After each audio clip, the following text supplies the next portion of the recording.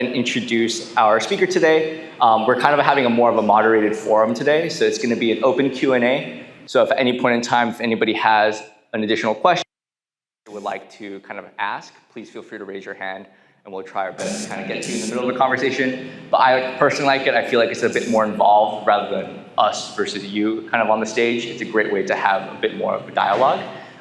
So I like to call it more of a forum. But yeah, with that being said, please welcome Devin the Govern, aka Devin the Dad, as a former Hollywood reality TV producer who traded a set life for the stage of parenthood filled with tantrums, snack negotiations, and dance breaks. He's now a full-time content creator, and he captures the hilarious and heartfelt chaos of raising kids in the modern age. Yeah. Let me grab an extra mic. Okay. Bet. Thank you very much for having me. Thank you guys for coming out this morning. I used to do stand-up comedy, and this is actually more people than used to come watch me do stand-up. So thank you. And you guys didn't have to buy drinks. Usually it was a 2-drink minimum. But yeah, I'm Devin the Dad. I used to be a former reality TV producer for over a decade. I worked on shows like Bar Rescue. Got some friends in the house that I worked with. Animal Planet, did shows My Cat from Hell. Come Dance With Me, where kids dance with their parents, a whole long list. So I did that for about a decade, and I kind of saw the writing on the wall with where reality TV was going. I jumped in right after the writer's strike. There was a big boom in reality TV, and I was having to turn down jobs. It was so busy. It was such a crazy time. You could come up with a show idea, and people would pick it up. It was wild. They were like, you would walk into a room and this is my idea, and they would pick it up. It was that big of a boom, and now we're kind of seeing the decline. And do you want me to just keep going with that? Keep going. So I had started, my wife who's here, thank you for coming, Marlene Martinez here. None of this would be possible. That is also true. I wouldn't have the children without her. So I had started a fashion blog while I was doing reality TV as like a side hustle. I like fashion, I like to dress up, and created an Instagram blog, and that was kind of the first jump into social media. I'm a bit older, so it also felt like, what am I doing here? All these young kids on social, it's kind of how I feel still now. And I noticed a big shift where marketing dollars were going to social media. We're seeing recently the statistics showing that. Right now, Goldman Sachs just said the creator economy is supposed to be $480 billion by 2027. So the creator economy is continuing to grow. And I saw, there's an opportunity to side hustle, maybe transition into that. And that was at about 2014. Did that as just a side hustle, worked with companies like McDonald's, American Express, Hamilton Watch, traveled all over the country doing stuff. And then the pandemic hit. We also had a kid. And I was like, wait a second, I'm not dressing up. I'm not styling my outfits because someone's throwing up on them, or I'm just working from home. And I saw this shift in just my life. Also in my Instagram DMs from my wife, where she was sending me funny dad stuff, funny parenting stuff, and I saw this opportunity of like, oh wow, I have a comedy background, kind of, you guys aren't laughing that much, so it's like a borderline comedy background. And I thought, I've already built this audience of 20,000 followers on Instagram, why don't I transition and pivot into being a dad creator? Then last year, the reality industry really started to take a slide even further. And I was like, oh wow, the jobs aren't coming anymore. Maybe I need to make a pivot. And I just read in the LA Times that there's a 31% decline from last year to this year in reality TV productions in LA. So that's a huge amount of productions that are no longer shooting in LA. Whether it comes back or not, everyone hopes it does, but I don't think it will. So I made a big pivot, focused in on just doing dad content, funny reels, funny memes, and in the past year have over 100 million views on Instagram reel videos. This past week we had a video, we went to Hawaii with our children, One of them's here who's not listening. And one of our videos went viral, 5.1 million views. We did interview with People Magazine, Today's Show, and I was like, oh, this is kind of the direction that we're going. And since then, we're getting brand deals for snacks, for, you name it, any type of parenting stuff, some style stuff, which I still appreciate. So I was like, this is kind of the direction that I'm heading. So that was kind of like my long-winded intro, and now we can do the Q&A part. But I mean, I know that was a lot of context, I appreciate that, but like, does it feel kind of like a fever dream, or like, what does it feel like in hindsight? Like, does it feel like it happened naturally? Do you feel like it was intentional? Was it unintentional?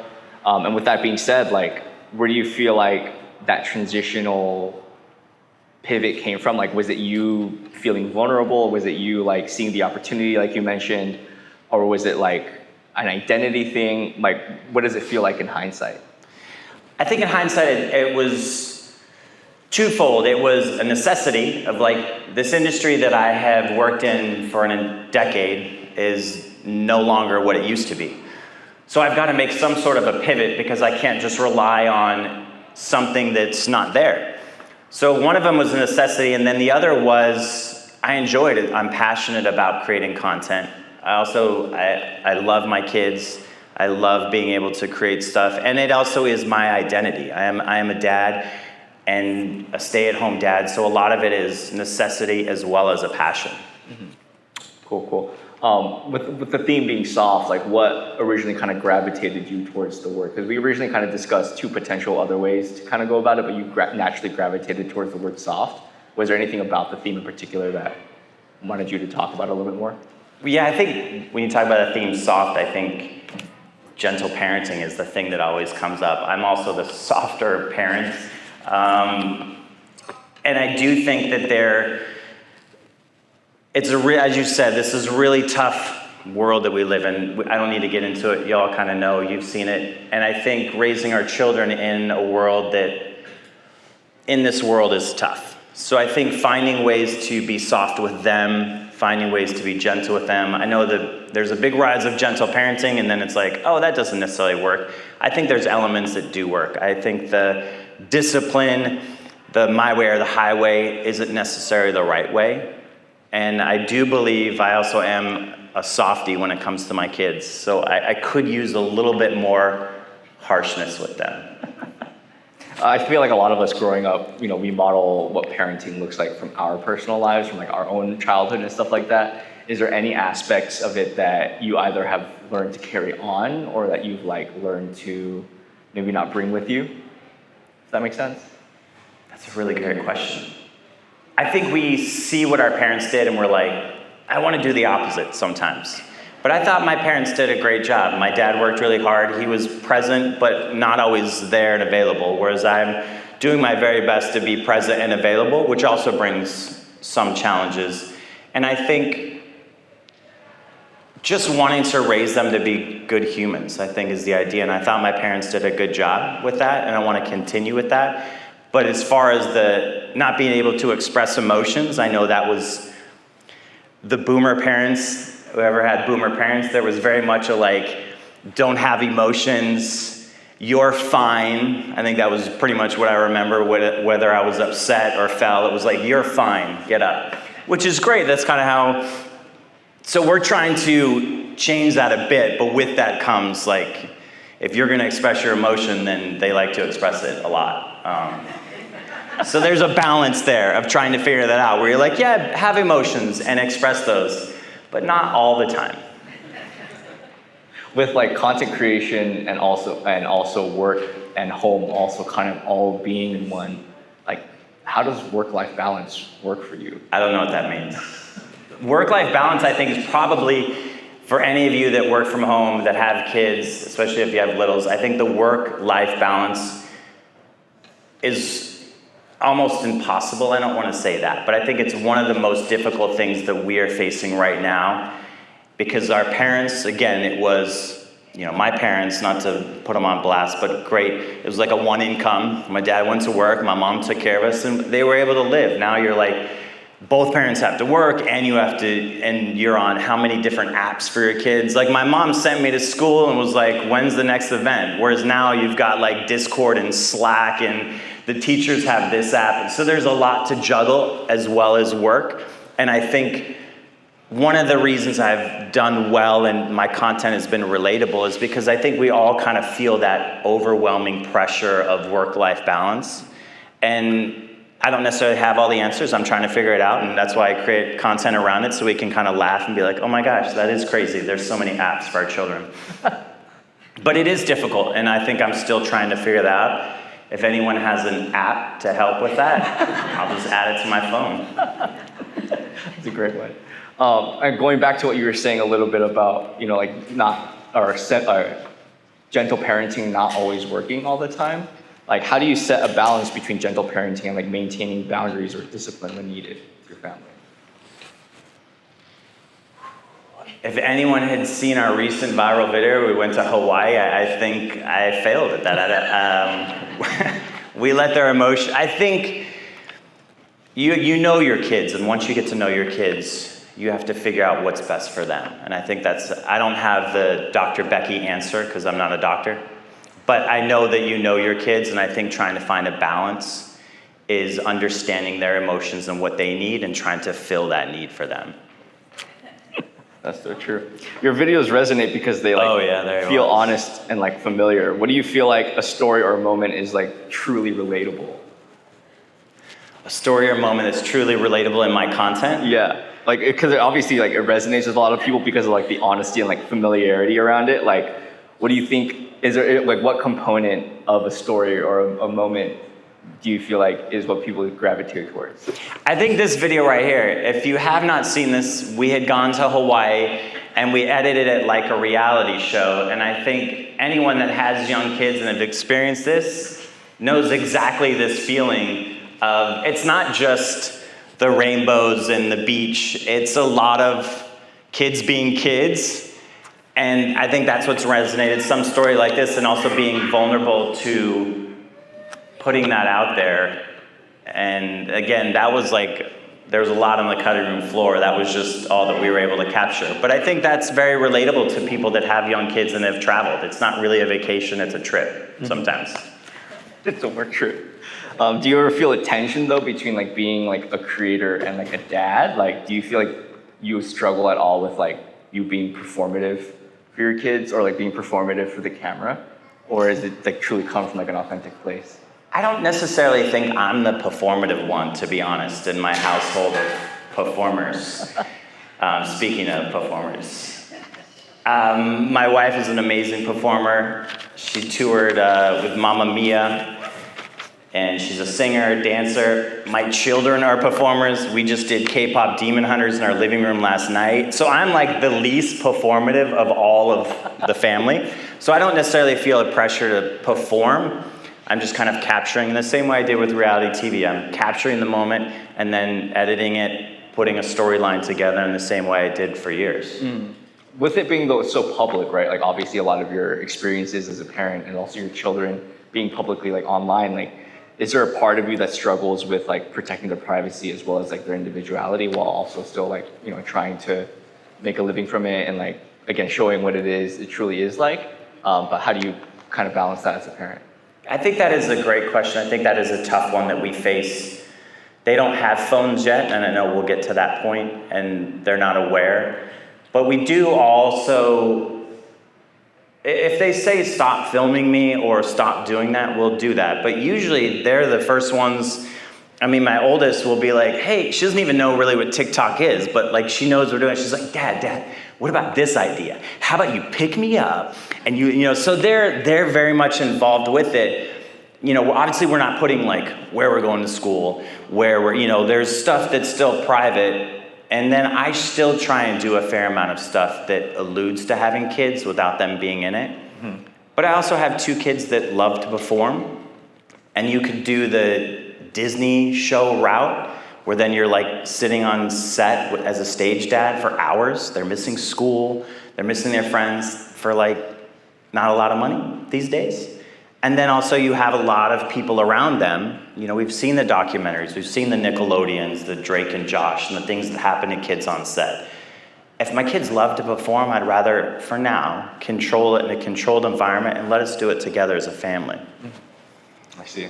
Yeah, if at any point in time anybody has any questions or things that they want to add to the conversation, please feel free to. Yeah, so I think like you really brought up a really good point though about like how reality TV had kind of collapsed recently, and I'm actually kind of curious as well what you thought that the reason was, because I know that like Warner Brothers Discovery went really heavy into reality TV when they acquired Warner Brothers. They were trying to push the reality TV shows, but like I know right now the big thing for creators is AI and the concern about like how is that going to affect the idea of media, what people can create, sort of the idea of the creator economy. And so much of that is automated. Is that something that you've kind of thought about recently? Kind of like the idea of how it's going to affect the media industry. Yeah, absolutely. Two questions there. I'll kind of hit a little bit of the first one. One of the reasons, or a few of the reasons why reality has kind of gone as the writer strike was a big effect, and then their budgets are less. The marketing dollars are going to social media, creator economy, they're not going to television. And then the streamers thought it was going to be a big thing, but they're actually losing so much money by doing that, so they don't have the money to put into shows. And then that time when everyone was putting shows out and they would do one season was really expensive. And they weren't getting picked up, they weren't getting the eyeballs. And then at the end of the day, they're not getting the eyeballs. So it doesn't make sense dollars-wise to continue to pump out shows that aren't getting eyeballs or the marketing dollars. Second question, I think it's a tool. AI is ultimately a tool. That's kind of how I see it.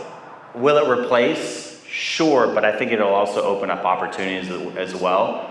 I know there's a big thing, if anyone's following Showrunner by Fable Studios. They were the ones that did the South Park episode that basically, with prompts, took them 5 minutes to make a whole 22-minute episode with text prompts. I think that's exciting, but you still need eyeballs. I think there's, in the same way that Instagram, most people are viewers and not creators. I think AI is going to be the same way. You're going to have a lot of people viewing it, but not a lot of people creating it. And ultimately, it's just going to be another tool. I don't think Kevin the Dad is going to be an AI person that's going to replace me. And if he is, maybe we can work together. Thanks. Yeah. Like on the topic of that and like technology and stuff like that, like how do you balance content that feels like authentic versus like metrics, right? Like whenever when anything does hit, like are you ever tempted to like try and just recreate that same thing over and over again? Or are there moments where you just want to make a particular type of piece of content regardless of whether or not how it performs? My thought process is creating content that's authentic to me, regardless of the metric, if we have fun doing it, and it also is relatable. And there's so much content with kids that it's not like, oh, what are we going to talk about? There's so much there. If it involves my kids and it's trying to push something for a metric that maybe is like, oh, that's a little bit out there, I don't want the kids doing that, then that's where it becomes like, I'm not going to do that.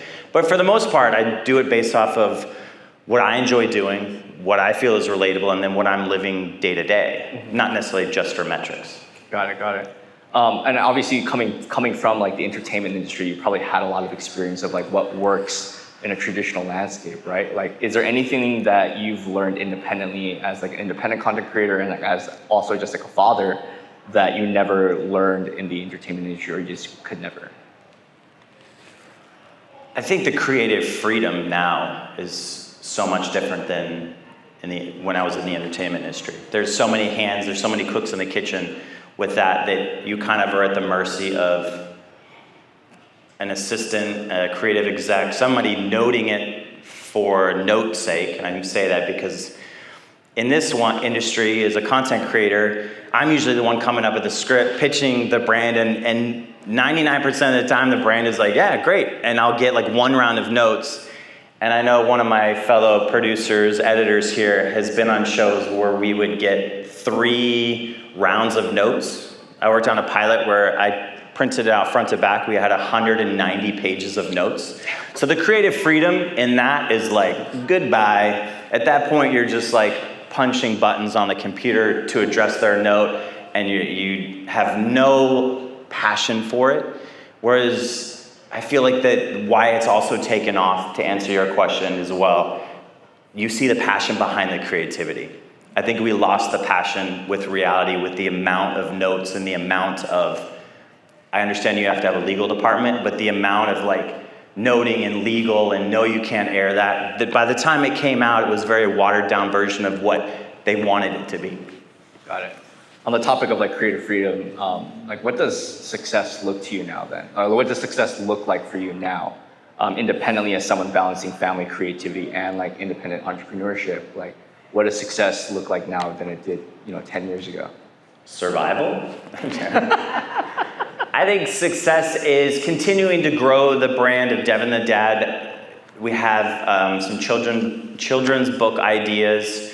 I think being able to take my skills as a producer and creating some, there's vertical short form content, there's reality content on TikTok. So I think it's being able to take all of my years of experience and putting it into this medium and continue to grow with it. And then, then once one of my kids is like, hey, I want to tour on Broadway like Mom, then I'll be like, we did it. I'll just follow you. I want to talk about, obviously you being in your 40s, like, do you feel like there's any advantages to being somebody that's like older? Like, because people always say, I feel like social media is like a young person's game. Like, do you agree with that sentiment? Or do you feel like you have cracked the code or found your own success in a way to make it work for someone who's like, again, pivoting or transitioning in like a later part of their life? I think social media is definitely a young person's game. Do I necessarily feel it every day? Not really, but it is. But where I think I've succeeded and done well, I say it's a young person's game as a creator. As far as my audience, they're viewers, and that's what brands want. The brand doesn't want a whole bunch of creators because then they have to pay them. Whereas being in my mid-40s and being a dad to kids, the brands want people that are gonna spend money. So they're like, hey, I'm not having to compete with a bunch of dad content creators. Here's 2 or 3, and we know that they're gonna convert. Whereas if you're 19 and 20, every 19 and 20-year-old wants to create content. So how do you decide who to work with? So I find that has been the advantage by being in my mid-40s with kids, is that I've carved out this little niche where I have a lot of viewers and not a lot of competition. Do you think that trend will continue with like younger people still wanting to do content? Do you think some of those individuals won't anymore, and then there will be individuals that still want to do it like in their 20s and 30s, and like there still will be a space for them as well? Or like, do you feel like the market is saturated for somebody to like start now? I don't think the market's saturated at all. I think everyone has a story, everyone has a voice, everyone has an audience. You have your certain passions and friends that are going to follow doing what you want. So I don't think it's saturated at all. I think it's going to evolve until AI takes it all over, and then none of us have it. But there is definitely space for anyone to create. It's like the Gary Vee, like just start creating. I know that's his big thing. Create the content, create it. You've got a story, just do it. And I say the same. You've got a story and just do it if you want to. Does anybody else have any other questions or comments they would like to ask? Yeah, I'm just curious about your creative process.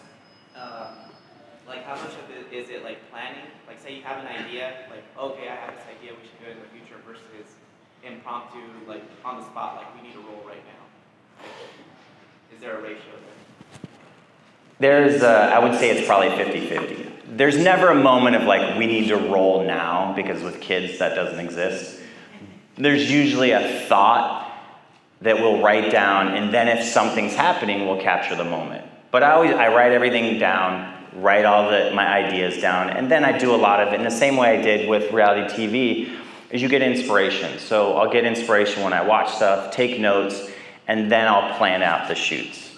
And then obviously with a brand, I'll come up with a script, or they will, and then I'll plan for that. But there's a rare is it strictly impromptu, like I gotta film now, because it's definitely hard with kids.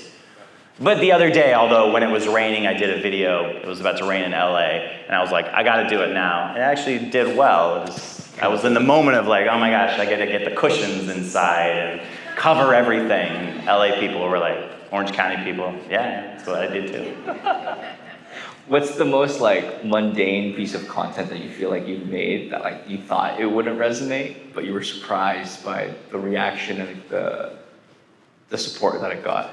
I would say the highest view, got over 10 million views on Instagram, was me having a child scream, which wasn't them, I borrowed the audio, but I have plenty of my kids screaming saved in a folder as I'm cutting a banana and then having to put the banana back together because they didn't want the banana cut.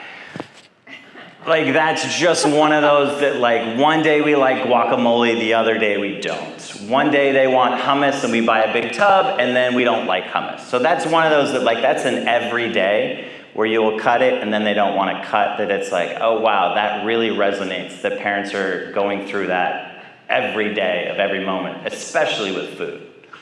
So, What is it about food you feel like? I don't know, it's something they have control over. Like, they have control over what they're eating, but they don't want you to do it. So there's a balance, like we're also with the one that's jumping on the couch.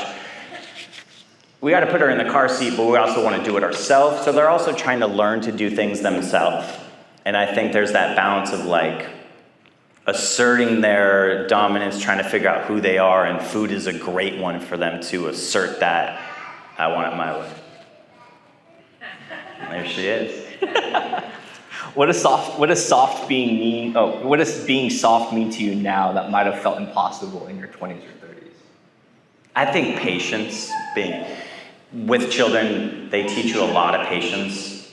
I used to think that patience was a long game, and now I'm realizing that patience is like an every moment of every day type of thing with kids. It requires patience all the time.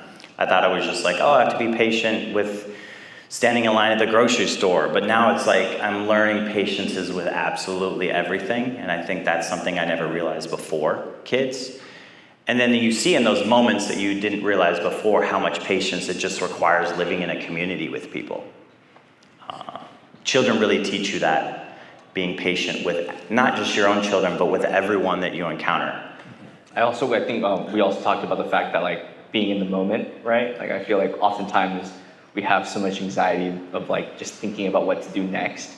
And I think we had a conversation where you shared something about like your daughter's really allowing you to just like live more, or not live more, but just be more present. Like, can you talk about that a little bit more? Yeah, kids are, especially toddlers that their age that they're at right now, that if you tell them that we're about to do something, that's all you're gonna hear about. So you have to just be in the moment with kids. If you tell them, hey, we're gonna go to Disneyland in 2 days, that's all you're gonna hear about. So they really force you to just be here in the moment now, because that's all that they can really focus on. And it's hard to do, because you always wanna think about, what are we doing next? Where are we going? What are we doing? Whereas they wanna just sing Wicked or Golden, and this is all we're doing. You're gonna put your phone down, Dad, and watch me sing. Okay, so we're gonna do that, or play Wicked Monopoly. When your daughters look back at you guys' content someday, like what do you hope they understand who you were in this chapter of your life? The cool dad? That's a good question. That we experienced it together, that everything that we did, we were able to do together. Again, I love my parents and they were very present, but at this age, my children are, my dad traveled and I would see him on weekends, or we would drive to the airport to say hi, and he would get on a flight and he would go, and I would see him once or twice a month. So them seeing that I'm around all the time, which pluses and minuses, but I think they'll look back and be like, Dad was here all the time, which is great. And that's what I hope they see. I had a question regarding, to drive off the social media question earlier. How much of the content you create is inspired by, social media trends? And how much social media do you feel like you consume? And how much of that is for your own sake? And how much of it is for the sake of the business, let's say, or your own content?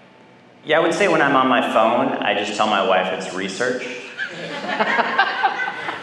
I would say again, my storytelling, when I worked in reality TV, I consumed a fair amount of reality TV as research to understand the trends, because you can't be producing something if you're not understanding what people are watching. So I do the same way with social, and I would say if there's a trend, I try and jump on 60% of like the big trends, just because it'll push you in the feed. It's also things that people are recreating. And then once you start seeing big creators jump on trends, that's kind of when you stop. You kind of want to jump in before like the big creators jump on it, because then you know it's starting to go down. But I would say 60% of the trends I try and jump on. And then when I'm consuming social, I still am consuming it in the way of like research, like what's doing well. Like I do doom scroll every once in a while, but a lot of it is understanding what's working for others and trying to implement that into what we're doing. One question I had was, this is not about social media, but just like parenting in general. How do you balance your own identity as a person versus like being a dad? I understand. That's a good question. But you like fashion, seems like, but do you get time to pursue your own identity? Or just some thoughts on that? No. Again, I think the work-life balance, that's something that I wish more people understood before having kids, that your sense of identity, it's a really hard thing to push that aside and just being honest, where you're like, oh wow, my identity is completely different. It's very much not wrapped up in, but it's very much focused on children. So for me, it's definitely something I'm still trying to figure out. I still like to dress well. I don't go to the gym as much, but I did for years, so I guess that's still why I fit and stuff. But as you get older, you have to, also things change, but I'm still trying to figure out how to not entirely lose it. But that's also why the social, as a dad creator, incorporating my kids into what I do enjoy, which is creative content, being a creator. So that's kind of how I've been able to keep the identity alive, if that makes sense. Well, I guess on the topic of identity, right? Like we were just talking about the fact that you went to like an NBC thing. Like, do you feel like that was for yourself, or was that for like the dad content side? Oh, that was for me. So the other night, I went to NBA on NBC event up in LA. I love basketball. I used to play when I was younger. So those type of events, anything where I can incorporate being a creator along with basketball or NBA is something that I will do for myself. So that I did for myself. There's definitely moments of like Correct. content that like, oh, I want to do this, not because of like my kids or like the content that I would typically make. Correct. So there's still that part. Cool. Oh, he's got one more. I did want to riff off the parenting element.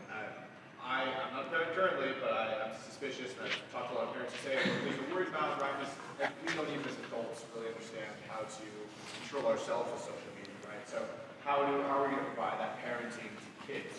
And then on top of that, you have the additional challenge of doing that when your work is centered around that social media. So they're growing up in this technology age where, at least we were able to grow roots outside of technology.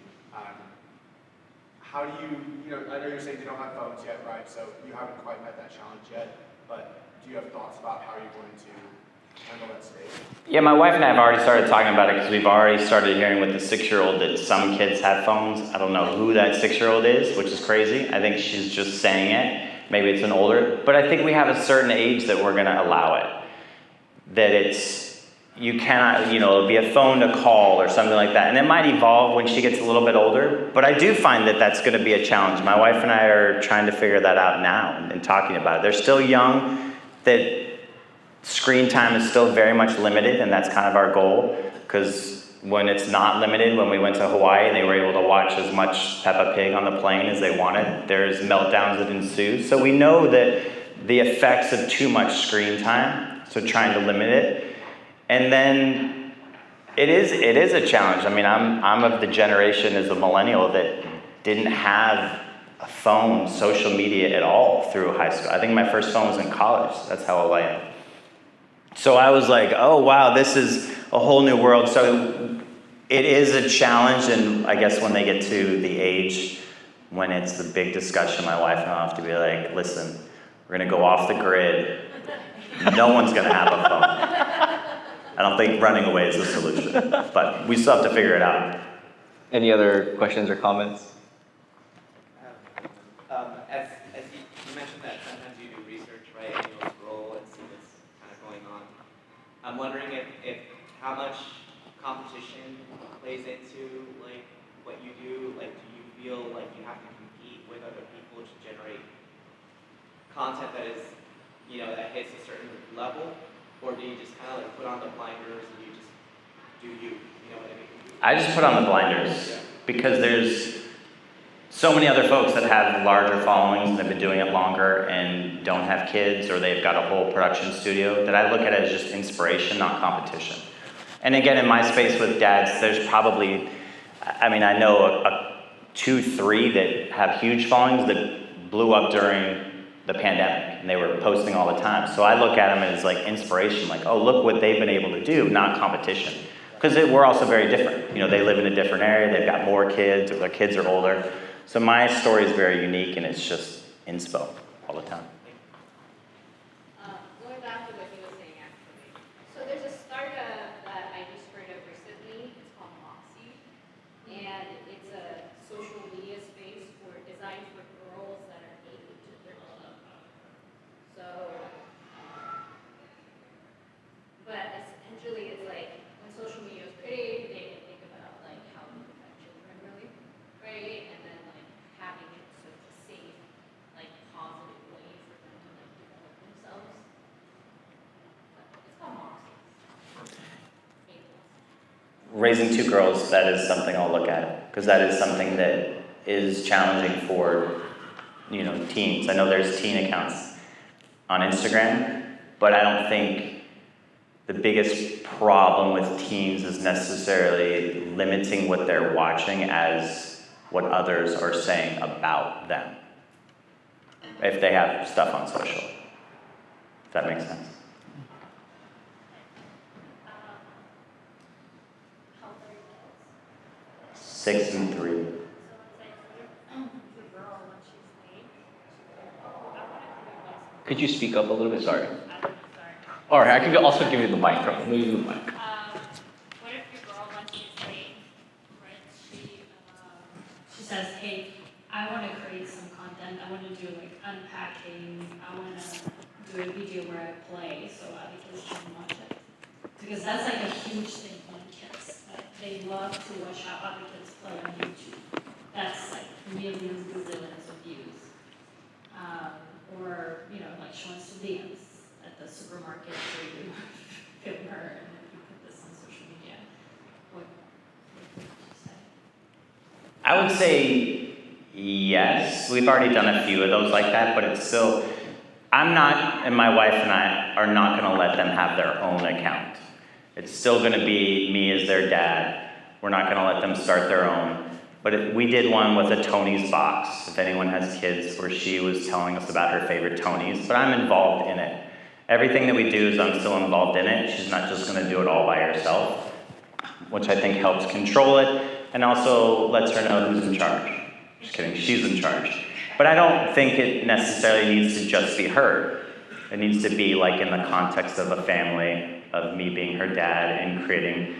And I don't think she's the type of personality that's just going to open up toys and play with them. She never has, even as a kid, really played with toys, so that's not the route. And then the dancing route is a fine balance. She's still too young. It can be taken out of context, but it can be playful if we're dancing or doing something fun together.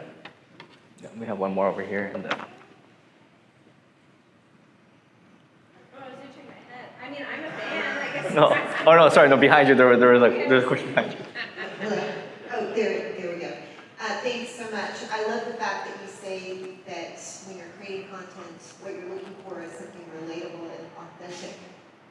And to get to the comment about how to control social media with kids, I'm Gen X. And when I grew up, my mom only let me watch Sesame Street and Mickey Mouse Club. And that was it. Oh, and we used to watch Wonderama on Sunday mornings in cartoons. Those were the times that we were restricted. And now I guess, I'm sure there's a discussion about this somewhere, because you can watch everything on your phone. So it really has to do with the medium in which this content is being delivered and how to control that medium, I guess. And I was wondering if you know of any TV with social media? I know there was just a thing, if anyone follows Dr. Becky, I like to reference her because I think she's doing a great job. She had talked about the kids nowadays don't have to wait for anything. Like when we were a kid, I was a kid, we would talk about going to see a movie or we would rent a movie at Blockbuster, and there was a whole process of going there, of picking out, were they going to have the video? Whereas now, what you're saying is if we want to watch Peppa, it's now. So what we're trying to do and implement is watching stuff together. We don't let them have the phone or iPad and watch by themselves, because that is what we've read some studies causing some of the anxiety. There's a lot of things causing it, but that's one thing. Whereas if you can make it more of a shared experience like we did, when you would go to Blockbuster and it was kind of a family event. So, last night we watched Dancing with the Stars as a family. So if we can kind of do it where we're all present and they're not doing it by themselves, that's one way we're trying to do that. And we've seen some studies and heard about the benefits of that. Good question. We'll kind of wrap up and then we'll do like one or two more questions. But for people who feel like it's too late to reinvent themselves or share their story, like what would you tell them now, having done it yourself? I would say it's never too late. I feel like if you want to pivot, if you're not satisfied with what you're doing, or if an industry that you've been in is not going where you want it to go, I think pivot. Now we're at a time where you can, a free app, Instagram, TikTok, it's free. You can download it, you can create content before you walk out there and have people watch it. I think Gary Vee talks about that you could have a video that would get more views than him today. Potentially, the amount of opportunities there are with social media, and you don't even have to put your face. Again, there's the AI faceless stuff. Or you're just creating storytelling with quotes. I think if you want to pivot, I think social's a great way, but it's never too late. I'm 46 with 2 kids, and I was able to pivot. Still pivoting, to say that, but it's possible, and just do it, is what I would say. Thank you. Sweet. But yeah, we'll do one more here and then we have one more wrap. Yeah, I just want to thank you at first for your passion and interest and devotion to all of this. It's very cool. And then I was curious also from your perspective. So when you're posting new videos or posts, is there kind of for the viral aspect? Is there kind of a strategy that you've sort of developed, or now you know that there's a certain time or a certain thing or certain maybe it has to be shorter or something like this that you've sort of learned, or is there still kind of this uncertainty when you're doing it? There's not really a time that I've noticed, but the algorithm for Instagram, TikTok, they really want you to be specific. So the more specific I get, I've done a lot of stuff about being an over 40s parent. And that kind of you get put in a lane sometimes, which sometimes you feel stuck, but that's also Instagram knows, TikTok knows, this is the content. You're never going to turn on ESPN and see cooking. So the algorithm is the same way. They want to know what people are going to come to see you for. And so if I stick to the over 40, stick to being a dad, stick to relation, those lanes, those are the ones that really pop off. And I think for most people that really, as you're growing, that's the way to go. Then once you get bigger, you get that blue check mark and 1 million followers, you kind of tweak it up a bit. Michael, you said there was one more back somewhere? Sweet, and then we'll wrap with this one. I thought my kid had a question. I was like, what is she going to ask?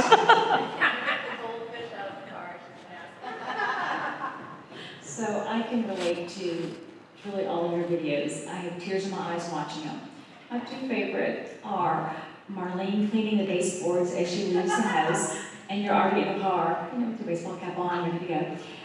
And then what keeps Marlene up at night.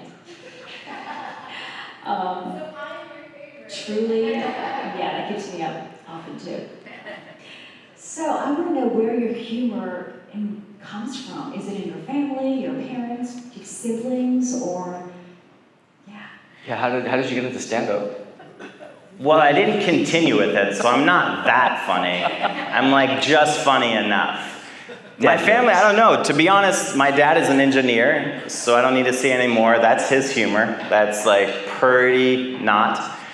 And then my mom is funny-ish, and then my sister she's high energy, so I think, maybe it was me trying to compete with her high energy growing up, but to be honest, I don't know. And to your real question is that next month my wife should be here because she really is the funniest. And I do get a lot of inspiration from her and from my kids. My kids are actually really funny.